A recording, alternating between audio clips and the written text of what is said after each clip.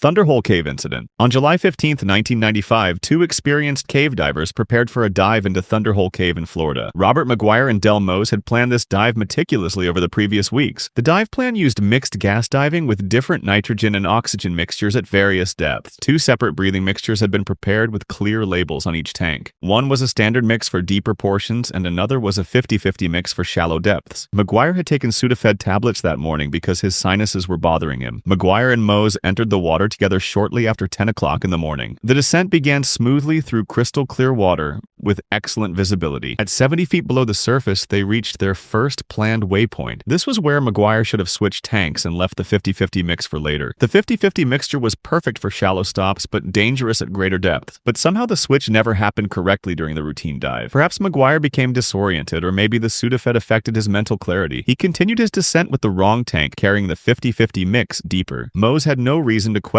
his partner's gas management decisions. Each diver was responsible for their own gas selection in technical diving. They continued downward through increasingly narrow passages in the cave. At 140 feet below the surface, they reached their planned maximum depth. The pressure at this depth was more than 5 times the pressure at sea level. McGuire's regulator delivered the 50-50 mix smoothly with nothing feeling wrong. But the 50-50 mix that was safe at 70 feet had become deadly poison at 140 feet. Oxygen itself becomes toxic to the human nervous system under too much pressure. McGuire and Mose spent approximately 15 minutes at maximum depth exploring. Everything seemed normal as both divers checked their dive computers regularly. Then they began the long ascent with careful decompression stops at various depths. They were somewhere around 70 feet when everything went catastrophically wrong. Without any warning, McGuire's body went completely rigid in the water. His regulator fell from his mouth as violent convulsions seized his entire frame. His arms jerked wildly and his legs kicked in random directions. Mose spun around and watched his friend thrashing uncontrollably in horror. He lunged forward trying to stabilize McGuire and get the regulator back. But oxygen toxicity seizures are nearly impossible to manage underwater. McGuire's jaw clenched tight, making it impossible to hold the regulator. Water flooded into McGuire's lungs with each involuntary gasp for air. Mose struggled desperately against his friend's thrashing limbs trying to help. McGuire's lungs filled with water and oxygen deprivation claimed his brain. The thrashing stopped and McGuire went limp in the water as dead weight. Mose held his friend's body, knowing it was already too late to help. Now Mose faced the nightmare scenario every dive buddy fears. His partner was dead. Mose secured his friend's body and completed his own decompression stops. Each minute was an agony of grief and shock for the surviving diver. When he finally surfaced hours later alone, the full weight crashed down on him. His friend had died from a simple mistake of using the wrong tank at the wrong depth. Tóbari Bay Incident. On January 5, 2023, an experienced diver descended into the waters off the coast of Mexico. The waters are rich with sea life, providing abundant catches of fish and shellfish. Manuel Nablas Lopez was 53 years old and very experienced in diving these waters. He had spent decades diving to significant depths, harvesting various species of shellfish. Lopez was a professional who understood the ocean and respected its dangers. On this particular morning, Lopez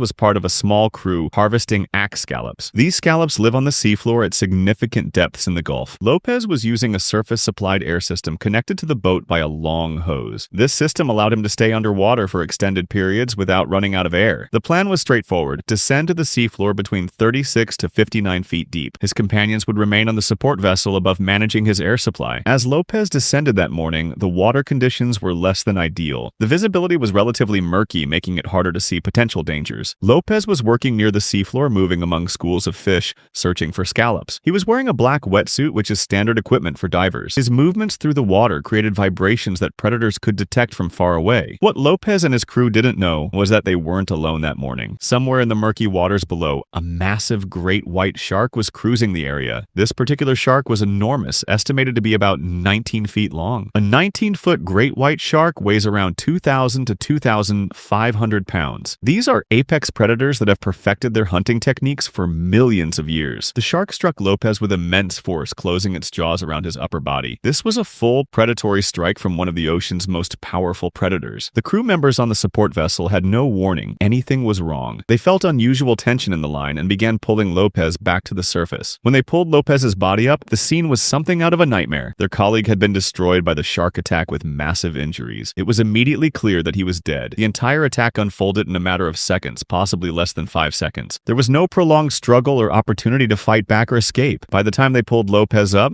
there was nothing that could be done. Marine biologists confirmed Lopez's injuries were consistent with a great white shark bite. Turkey Cave Incident. On October 15, 1994, 6 experienced spelunkers entered Turkey Cave in Virginia with special permission. Turkey Cave sits in Rockbridge County and had been closed to explorers for several years. Benjamin Schwartz, John Murray, Bob Thrun, Janice and Tony Preston, and Ted Andrus entered to conduct a survey. The group made their way through the entrance passages that quickly widened into the big room. From the big room, they entered a passageway leading to a 15-foot drop to the lower level. Only a few feet into this passage, Janice Preston suddenly developed a breathing problem. She started gasping for air with her chest tightening as she struggled to get oxygen. Janice pushed through a tight constriction and dropped into a small room on the other side. She finally managed to catch her breath in the confined chamber. The group decided her medication from earlier that morning probably caused her breathing problem. They decided to continue with the survey, thinking it was just a minor issue. Then John Murray mentioned something that should have been a major warning sign. His carbide lamp was having trouble staying lit. Other members started noticing the same problem with their lamps flickering and dimming. Benjamin Schwartz reached the rigging point for the 15-foot drop, but had trouble catching his breath. He noticed the carbide lamps were burning with an unusual yellow color. They were in bad air. Bad air in caves is invisible, odorless, and kills by depleting oxygen from your blood. Everyone in the group began experiencing severe trouble breathing simultaneously. Schwartz made the call that they needed to exit the cave immediately. Ted Andrus was hit particularly hard by the bad air. His thinking became severely impaired as oxygen deprivation affected his brain. Andrus's condition continued to decline as they moved through the passages. His movements became slower and more uncoordinated. The others realized Andrus was on the edge of losing consciousness completely. If he passed out in the narrow passages, getting him out would be impossible. Bob Thrun and Tony Preston positioned themselves on either side of Andrus. They began essentially dragging him through the passages toward better air. The other members were barely managing to keep themselves moving forward. Every minute felt like an hour as they struggled toward the big room. They could feel themselves getting weaker with vision starting to tunnel. Andrus was fading in and out of consciousness as they dragged him forward. Finally, after desperate struggle, the group reached the big room. The air quality in the larger chamber was dramatically better. Everyone started gulping air as their lungs finally got adequate oxygen. Andrus slowly began to recover as his blood oxygen levels returned to normal. The group sat in the big room for an extended period to recover. Before leaving, they marked the dangerous passage with clear warning signs. Hubbard Cave Incident. Sherry Droe and John Hodar were going through a very bitter divorce. The 49-year-old woman and 54-year-old man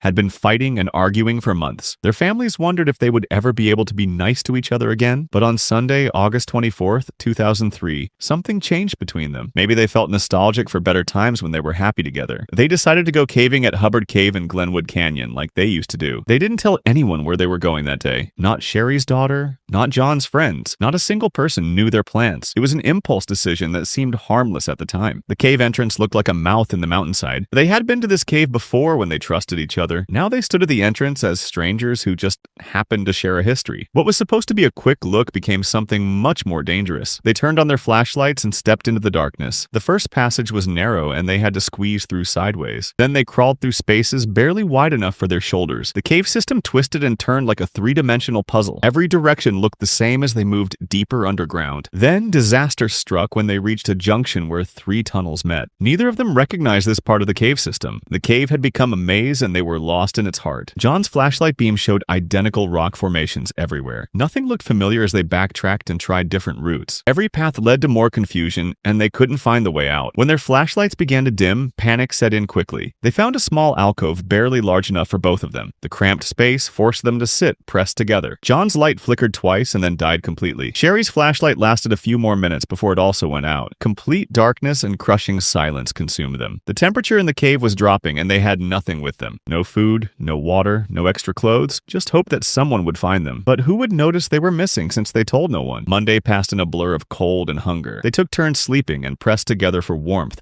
to fight hypothermia. Above ground, life continued normally and nobody worried about them yet. It wasn't until Tuesday evening that Sherry's daughter, Raya, became concerned. She tried calling her mother's house but got no answer. She called John's number, but it went straight to voicemail. By Tuesday evening, the fear became unbearable for the family. Raya called the sheriff's office to report her mother and John missing. Family members told police they were worried about John's anger from the divorce. They painted a picture of a man who might be capable of violence. This changed everything from a missing person case to a potential crime. Back in the cave, John realized one flashlight still had some battery left. He pulled out a hammer and chisel he had been carrying. John used these tools to carve directional markers into the cave walls. He marked marked areas where they had been in case they needed to navigate out. Wednesday brought helicopters searching the area, but they found nothing. Thursday morning, a family friend who was a pilot spotted their car. Their Suburban was parked at the trailhead near Hubbard Cave. Deputies treated the area as a crime scene instead of starting a rescue. They put up yellow tape and looked for evidence of a struggle. When family offered to search the cave, deputies refused, citing safety concerns. Friday morning, officials finally allowed family members to enter the cave. Raya and her brother grabbed flashlights and searched for their mother. They followed the fresh markings John had carved into the stone walls. The markings led them directly to where Sherry and John were waiting. Within minutes, they found the pair weak but alive in their cramped shelter. Both were dehydrated and weak but in good condition after 4.5 days. They had survived without food or water in the freezing cold cave. John's hammer and chisel had been used to help them survive, not hurt anyone. The man suspected of violence had actually been trying to save Sherry. Family members were angry that police had delayed the rescue by treating it as a crime. Despite their bitter divorce, the couple had worked together to stay alive. Wye Cave Incident. At 2:30 in the morning, Logan's mother got a terrifying phone call. Logan's friend said he was trapped in a cave for over 7 hours. Logan's mother collapsed with fear for her 20-year-old son. 12 hours earlier, Logan and friends went camping at Makokata Cave State Park in Iowa. Around 7 p.m., Logan and his friend Emma decided to explore Wye Cave. They grabbed headlamps and promised to return in an hour or two. Logan led Emma through passages he had explored many times before. As they went deeper, the passage began to narrow dramatically. Logan squeezed through a tight section without much trouble. Emma followed behind but began to feel something was wrong. The wall seemed to close in around her like a vice. Emma called out, saying she thought she was getting stuck. Her body became wedged between the floor and ceiling. Every time she tried to move forward, the space gripped her tighter. Logan turned around and reached back to find Emma's hand. Emma was hyperventilating and having panic attacks in the darkness. Logan stayed calm, holding her hand and talking continuously. Another couple exploring the cave heard Emma's distressed calls. They realized the situation was beyond what they could handle. The couple quickly went to call 911 for emergency help. Rescue crews entered Wye Cave with specialized equipment. They started chiseling the passage to make more space. After 4 hours underground, Emma was finally freed from the passage. She emerged with scrapes and bruises but was alive and safe. Logan felt tremendous relief watching Emma being rescued. But when rescue workers began leading Logan out, disaster struck again.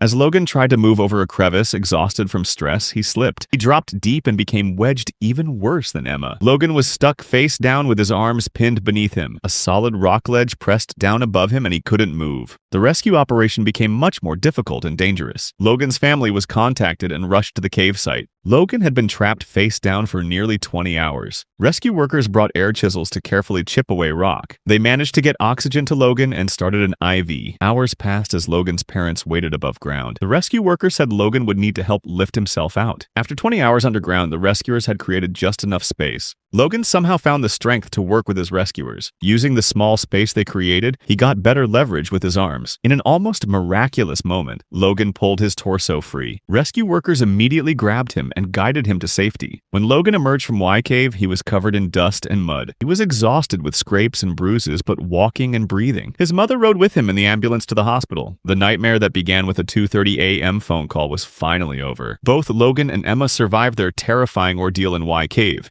Captain's Trail Cave Incident. On September 11, 2002, 3 hunters went into Hawaii's fern forest near Captain's Trail. They gathered their gear and checked their headlamps and supplies before dawn. The hunters had been on these trails before and knew the area well, but somewhere along their route, they left the established trail to explore. In Hawaii's volcanic landscape, this choice would prove very dangerous. The island has many lava tubes which are hollow tunnels formed by flowing lava. The hunters found what looked like a cave entrance and decided to explore it, but they were entering one of Hawaii's most complex lava tube networks. These interconnected tunnels twisted like underground highways. Without proper maps, navigation became very difficult in the maze. As hours passed, all the passages looked similar in their headlamp light. Each turn led to another identical tunnel that confused them more. The 3 hunters got completely lost in the underground passages. Above ground, their families grew worried when they didn't return. The Hawaii County Fire Department received a report of 3 missing hunters. Firefighter Brent Matsuda, age 41, joined the search and rescue team. He was experienced in rescue operations across the Big Island. The search began at first light on September 12th with multiple teams. The vegetation was incredibly dense, creating green tunnels of thick plants. The plant growth was so thick searchers walked on top of it. This made Hawaii's terrain dangerous because plants covered hidden gaps and caves. Around 10 a.m., Matsuda stepped on what appeared to be solid ground. The moment his weight shifted onto the plants, everything gave way. The ferns revealed a hidden opening camouflaged by plant cover. Matsuda fell approximately 100 feet into a large lava tube. The fall was catastrophic as he dropped through complete darkness. His helmet and backpack absorbed some impact, but injuries were severe. Matsuda suffered broken ribs, spine damage, and internal injuries. Above ground, firefighters heard his cry and recognized the falling sound. The rescue operation shifted to saving their injured colleague. Fellow firefighters assembled rope rescue equipment for the extraction. Matsuda was secured in a rescue harness and brought to the surface. A helicopter transported him to the hospital for his critical injuries. Meanwhile, the search for the missing hunters continued urgently. The accident revealed the hidden lava tube network beneath their feet. Search teams checked different cave entrances that might connect underground. The hunters had been missing for over 24 hours. Teams systematically checked cave openings, calling and listening for responses.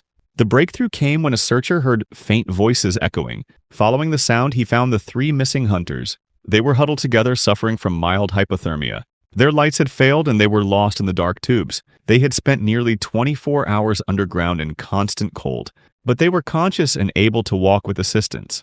They emerged tired and cold but needed no emergency medical treatment. At the hospital, doctors confirmed Matsuda's extensive injuries from the fall. He was in critical but stable condition with good recovery chances. Matsuda did recover fully from his injuries in the following days.